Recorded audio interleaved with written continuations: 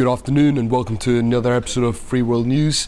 Here on a pretty sunny Friday here up in Edinburgh. So I just want to start off by saying that there's no market reports on the website today and no quality control updates. So let's just get straight onto the first question. Following the US Federal Bureau's interest rates announcement that they were going to be kept on hold. So my question for you is, how do you think the markets are going to take the results of this federal meeting out on Thursday night? We've seen the results now because that happened on Thursday night about 7 o'clock, and it's read out by Ms. Yellen, who's like a sort of you'd expected to see be selling sweets in a little shop somewhere. She's Okay. a sweet little old lady, and but very powerful woman. And what's happened really is basically the euro strengthened from probably say last week at about 1.125, say, to about 1.143 is where it's at just at the moment. And sterling has gone up quite a bit, maybe from 1.5350 to 1.5630. So that's quite a big rise for sterling. I think these are pretty much knee-jerk reactions. Well, it was quite an interesting announcement. It was billed as the biggest currency event for this year, because everything has been building up to this. Everything is really based on who's going to increase interest rates first, and people really do expect it to be the Americans. Therefore, when they didn't do it, I mean, it was about maybe 30% of the market thought that they might increase increase the rates, maybe just a quarter point or something. So it wasn't a big shock, this result, but the way it was presented was quite interesting, because they said the reason they didn't increase was for two reasons. They have an inflation target of 2%, and whilst they're very close to hitting it, they don't want to increase rates and then have to decrease them again. That would send some very bad signals to the market. Sure. And the reason for this, there's the inflation, and the other reason was they felt global uncertainty. And so the way they kind of put this about is like you're expecting something and then it doesn't happen, and the reason is something to do with global uncertainty. So when you'd expect to hear that they had interest rates on hold, you'd expect the stock market to go up. But as this announcement was coming out, the stock market went down, because that's the Dow, because people thought, well, what do they mean, global uncertainty? What's going on? The fact is that we may be at the start of some sort of currency war.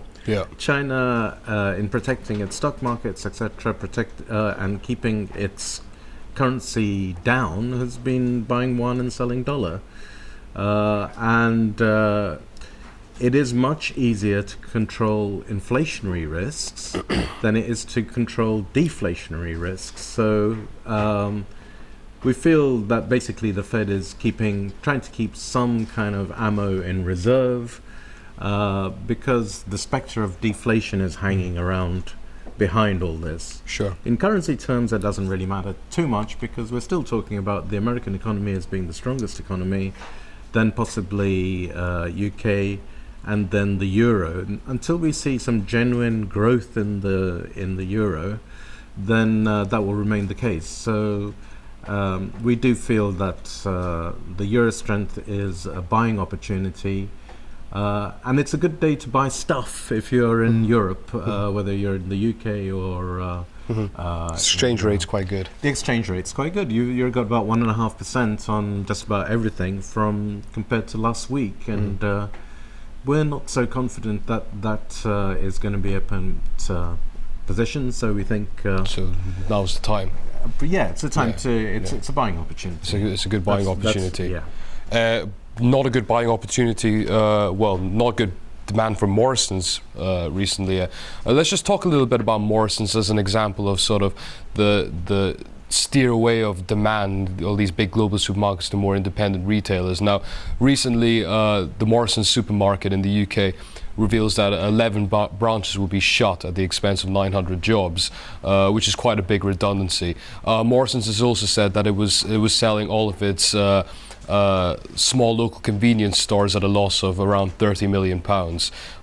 In the last financial year, Morrisons made around a 782 million pre-tax loss after a 176 million loss the year before. I'm not going to plummet you with the statistics, but the CEO of Morrisons has recently announced that he's going to kind of double his share in the company, put basically half a million of his own cash into the company in an effort to sort of, well, he's showing belief in the company. Inject some oxygen into it. So my question for you is this representative of a kind of trend we're seeing with, generally speaking, in the food economy, where people are kind of shifting away from big supermarket retailers? I think there's definitely a change in strategy. I think the strategy before was to offer huge one-stop shopping. So you really, you went to this shop, or you went into that shop and you bought everything.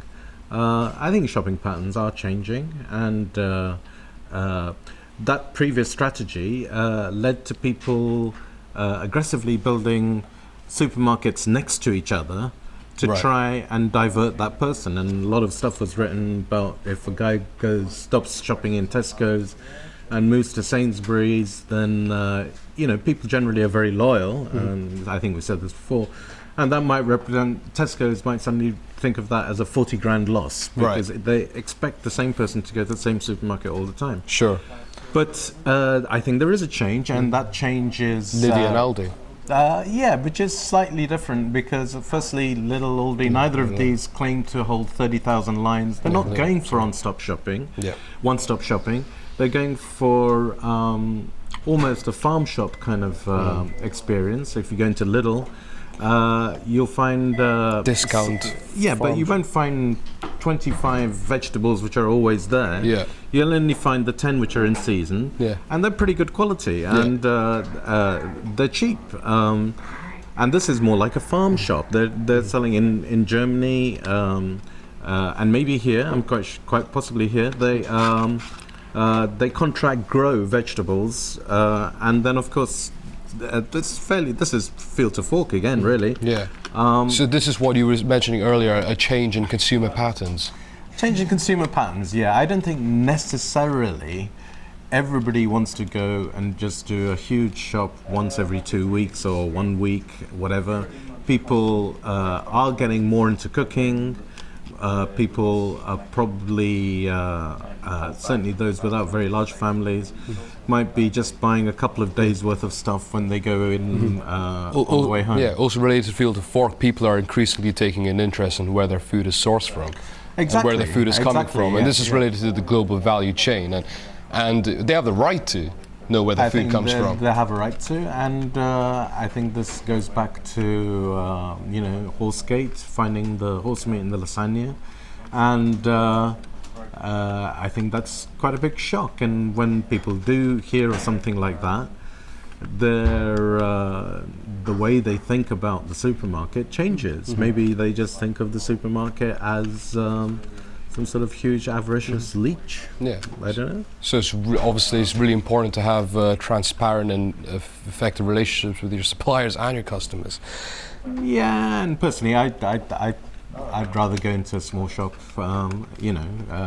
That's just me. But actually, I think people like a bit of drama. Look at the farmers' markets and all this coming up. They're almost a point where you go and meet people.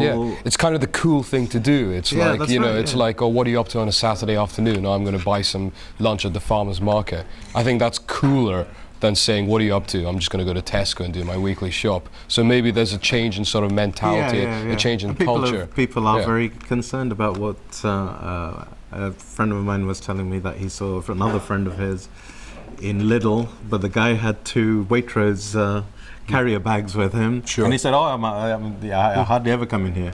Whilst, if you bump into somebody at the farmer's market, it's cool. One's cool, one's not so cool. I don't know. You can't put a price on that. No. Okay, thank you. Okay.